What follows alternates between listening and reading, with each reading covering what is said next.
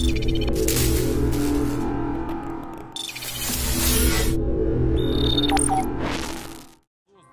cannot help asking those who have caused this situation, do you realize now what you've done?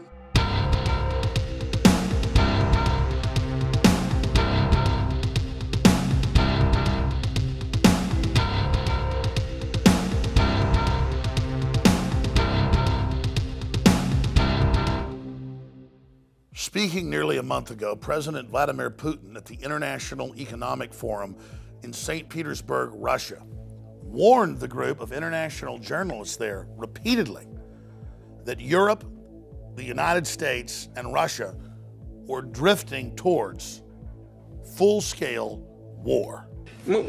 We know year by year what's going to happen, and they know we know.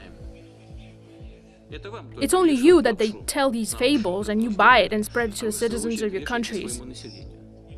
Your people do not feel a sense of the impending danger. This is what worries me. How do you not understand that the world is being pulled in an irreversible direction? That is the problem. But they pretend like nothing's going on.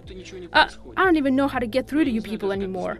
And the big news is, a month later, almost a month later, after we first reported on it, in mid-June, there has been almost no Western coverage of it at all. And that's exactly what Putin was getting at. Whether you love Putin or hate Putin, if the leader of Russia, with thousands of intercontinental ballistic missiles and cruise missiles, is telling the West, I don't know how to get through to you, your media is controlled, you're being manipulated, NATO is putting missiles on our borders, we're having to move missiles in, you've overthrown Ukraine, you're on an offensive, you're funding and protecting radical Islam, do you know what you've done? Do you know what you've done, as he said at the UN, destabilizing the Middle East? Why are you doing this? Where are the sound minds across the political spectrum who should be stopping this? Russia has 3 overseas military bases. You have hundreds. You have your spies inside our country trying to overthrow it. You have your CIA people trying to get into our embassies. You are at war with us. And the average American, the average European, the average Brit is not aware of this. Another threat that President Obama mentioned was ISIS. Well, who on earth armed them? Who helped to arm the Syrians that were fighting against Assad? Who created the necessary political climate that facilitated this situation? Who pushed for the delivery of arms to the area? Do you really not understand as to who is fighting in Syria? But the issue of a major world leader saying that we're moving to the brink of war, and it's not in our news, that's the big story. It shows how incredibly controlled things are. Deutsche Bank, one of the biggest banks in the world, is plunging right now. Much bigger than Lehman Brothers. If it continues, it'll make 2008 look tame in comparison. Elites are building armored fortresses and redoubts all over the world, admitting they believe collapse is coming. Governments are digging in. Russia is digging in.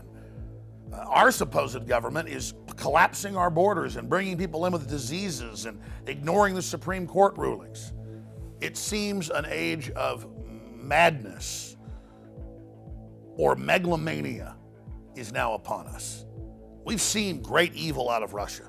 We've seen great evil out of Germany. We've seen incredible evil out of communist China.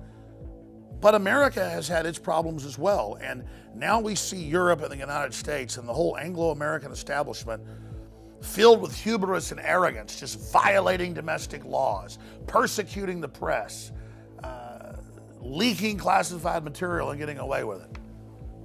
This is the stuff that collapses and major wars and calamities are made of. And most historians point out the parallels between the start of World War I and what we now see happening today, and the parallels with the start of World War II and the climate politically we see today.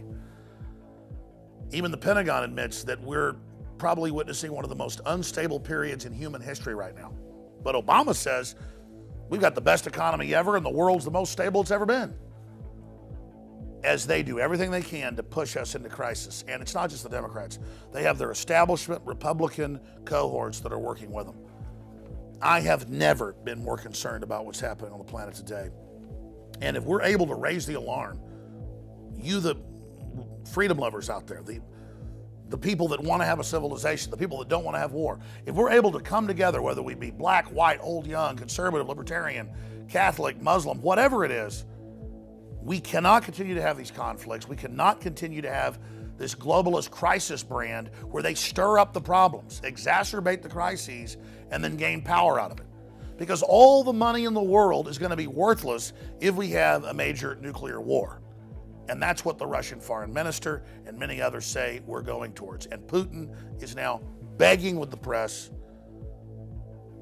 to trigger some type of debate and saying, I can't believe how none of this gets through to the people of the West. Please spread this video far and wide, and hopefully it will spur a debate that can cause some type of chain reaction that reverses our course, or at least changes our course from assured Armageddon. 20 years ago, I would interview people like Nigel Farage, the head of UKIP, when they had a couple members of the British Parliament and a couple members of the EU Parliament. Now it's the fastest growing party in Europe. They just had the British exit the Brexit successfully.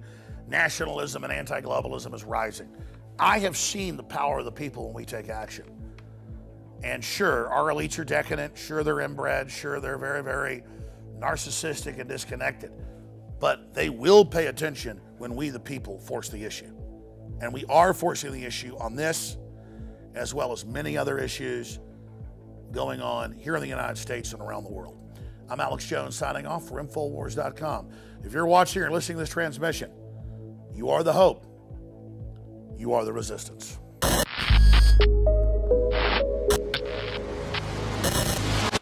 Last week, we pointed out that globalists have declared open season on free individuals and nations worldwide. When the British left the euro, the globalists decided to go into high gear.